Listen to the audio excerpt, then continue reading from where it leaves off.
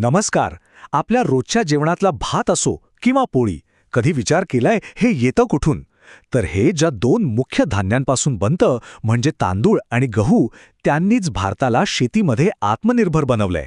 आज आपण याच दोन धान्यांची गोष्ट, त्यांचा संपूर्ण प्रवास पाहणार आहोत. आजच्या या चर्चेत आपण काय काय पाहणार आहोत? सगळ्यात आधी भारतीय शेतीची एक ओळख करून घेऊ. त्यानंतर देशाच्या आहाराचा जो कणा आहे म्हणजे तांदूळ आणि गहू, त्यांच्या जगात आपण शिरू. आणि शेवटी या सगळ्यातून महत्त्वाचं काय आहे आणि आपल्यासमोर पुढचं मोठं आव्हान कोणतं आहे यावरही एक नजर टाकूया. चला तर मग सुरुवात करूया भारतीय शेतीच्या मोठ्या चित्रापासून. जगात भारताचं शेतीत नेमकं स्थान काय आहे आणि ते इतकं महत्त्वाचं का मानलं जातं? चला पाहूया. हे वाक्य अगदी साधं वाटेल, पण याचं महत्त्व खूप मोठं आहे. कारण भारताची अर्थव्यवस्था आणि कोट्यवधी लोकांचं आयुष्य हे थेट शेतीशी जोडलेलं आहे. त्यामुळे शेती हा फक्त एक व्यवसाय नाहीये, तो आपल्या देशाचा आधारस्तंभ आहे. एक काळ असा होता की भारत धान्यासाठी दुसऱ्या देशांवर अवलंबून होता. पण मग चित्र बदललं. शेतात ट्रॅक्टरसारखी आधुनिक उपकरणं आली, रासायनिक खतं आली, जास्त पीक देणारी संकरित बियाणं आली आणि सगळ्यात महत्त्वाचं म्हणजे पाण्याची सोय सुधारली. ह्या सगळ्या बदलांनी भारतीय शेतीचा चेहरा मोहराच बदलून टाकला आणि ह्याच मोठ्या बदलाला आपण हरित क्रांती ह्या नावाने ओळखतो. आणि या सगळ्याचा परिणाम काय झाला? तर भारत धान्याच्या बाबतीत स्वतःच्या पायावर उभा राहिला. देशातल्या प्रत्येक नागरिकाला पुरेसं अन्न मिळावं हे जे एक मोठं स्वप्न होतं, ते याच हरित क्रांतीमुळे सत्यात उतरलं. मग या आत्मनिर्भरतेचा पाया नक्की कोणत्या पिकांनी रचला? ती कोणती पिकं आहेत जी कोट्यावधी भारतीयांच्या जेवणाच्या ताटाचा एक अविभाज्य भाग आहेत? चला त्यांची ओळख करून घेऊया.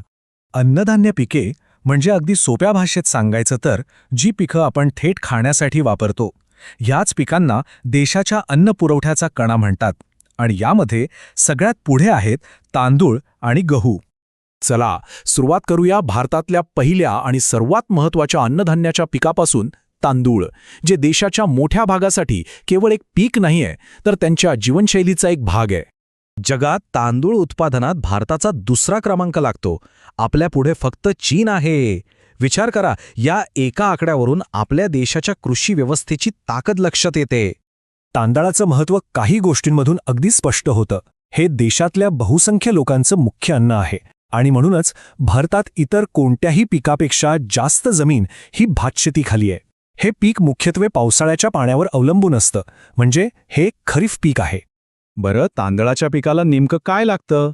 त्याला हवं असतं भरपूर ऊन, मुसळधार पाऊस आणि पाणी धरून ठेवणारी सपाट जमीन. या तिन्ही गोष्टी जिथे एकत्र येतात ना, तिथे भातशेती एकदम छान होते. म्हणूनच तर आपलं भाताचं पीठ मान्सूनशीतकं घट्ट जोडलेलं आहे. भारतात तांदळाचं उत्पादन मुख्यत्वे कुठे होतं? तर पूर्वेला पश्चिम बंगाल यात आघाडीवर आहे, दक्षिणेत आंध्र प्रदेश आणि तामिळनाडू महत्त्वाची भूमिका बजावतात. एवढंच नाही तर उत्तरेकडची राज्य म्हणजे पंजाब आणि उत्तर प्रदेश यांचंही यात खूप मोठं योगदान आहे. तांदळानंतर आता वळूया देशाच्या दुसऱ्या धान्याच्या महाशक्तीकडे, गहू. जर तांदूळ पावसाळ्याचा राजा असेल, तर गहू हा थंडगार हिवाळ्याचा सम्राट आहे. गहू केवळ आपल्या देशाची भूक भागवत नाही, तर तो भारतासाठी एक महत्त्वाचा निर्यातीचा स्रोत सुद्धा आहे. म्हणजे गहू देशाचं पोटही भरतो आणि तिजोरीही. गव्हाची गोष्ट तांदळाच्या अगदी उलट आहे. जिथे तांदळाला उष्णता आणि भरपूर पाऊस लागतो, तिथे गव्हाला थंड हवा आणि माफक पाण्याची गरज असते. म्हणूनच गव्हाचं पीक हिवाळ्यात म्हणजे रब्बी हंगामात घेतलं जातं.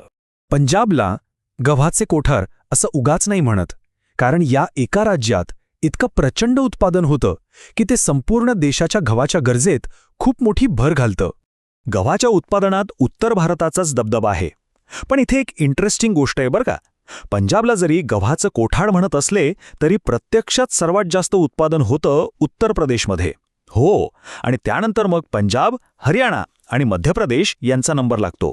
तर मग तांदूळ आणि गव्हाच्या या प्रवासानंतर आपण काय शिकलो?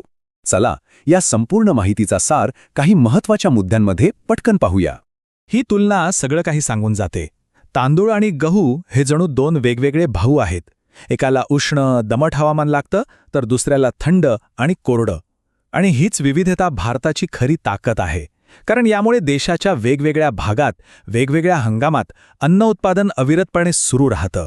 तर यातून लक्षात ठेवण्यासारख्या 4 सोप्या गोष्टी. 1. हरित क्रांतीने आपला शेतीचा पाया मजबूत केला. 2. तांदूळ हा देशाचा नंबर 1 खरीफ पीक आहे. 3. गहू हे नंबर 2 रब्बी पीक आहे. आणि 4. या दोन्ही पिकांची लागवड त्यांच्या हवामानाच्या गरजेनुसार वेगवेगळ्या प्रदेशात होते. आणि याच एका महत्त्वाच्या प्रश्नावर आपण थांबूया. आपण अन्न उत्पादनात आत्मनिर्भर झालो हे खरंय, पण आता हवामान बदल, पाण्याची कमतरता आणि वाढती लोकसंख्या ही नवी आव्हानं आपल्या समोर उभी आहेत. या आव्हानांना भारत कसा सामोरा जाईल हाच खरा पुढचा मोठा प्रश्न आहे. यावर विचार नक्की करा.